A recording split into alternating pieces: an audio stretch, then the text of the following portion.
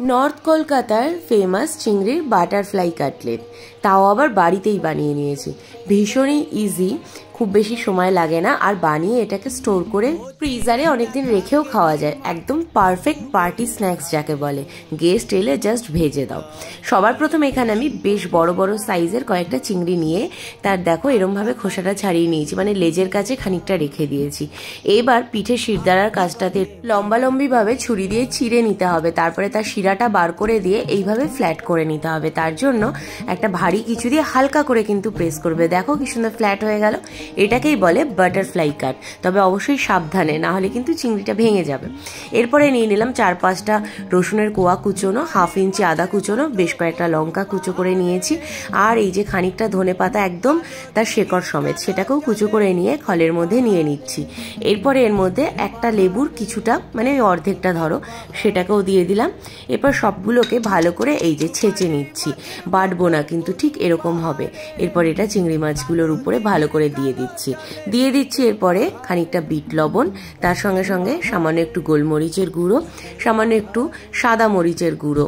এরপরে সমস্তটাকে খুব ভালো করে ম্যারিনেট করে নিচ্ছি, তবে সেটাও কিন্তু হালকা হাতেই করতে হবে, নাহলে চিংড়িটা ভেঙে যেতে পারে। যেহেতু ওইভাবে ফ্ল্যাট করা হয়েছে, এখন একটু নরম আছে চিংড়িগুলো।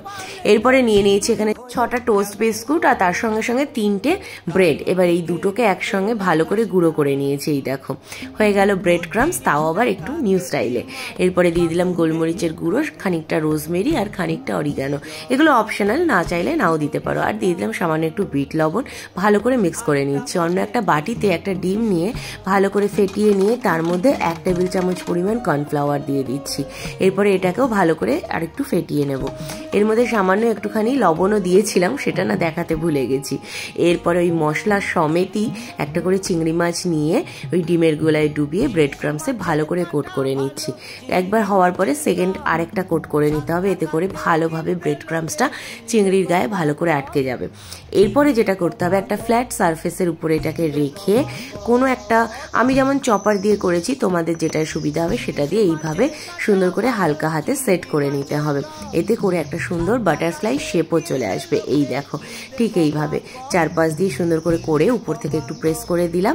রেডি হয়ে গেল বাটারফ্লাই কাটলেট। এবার এটাকে আধ ঘন্টার জন্য ফ্রিজে স্টোর করে রেখে দেবো।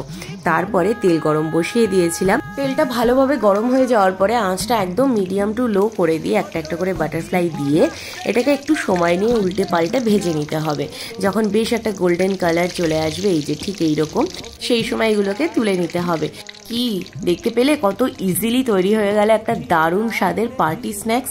যে কোনো গেট টুগেদারে যদি এই একটা স্ন্যাক্স বানিয়ে দাও, তাহলে কিন্তু প্রত্যেকটা গেস্ট তোমার তারিফ করতে বাধ্য।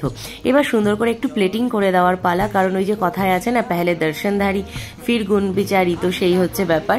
এরপর সামান্য একটুখানি পেঁয়াজ দিয়ে দিলাম, আর ডেকোরেশনের জন্য একটু টমেটো দিয়েছিলাম, টমেটো কুচি। আর এর সাথে অবশ্যই দিতে হবে কিন্তু মাস্টার্ড সস, মানে কাসুন্দি। এই দিয়ে খেতে অপূর্ব লাগবে। রেসিপিটা ভালো লাগলে লাইক, কমেন্ট, শেয়ার করতে ভুলো না। আর হ্যাঁ, পেজটাকে ফলো করে দিও কিন্তু। টাটা।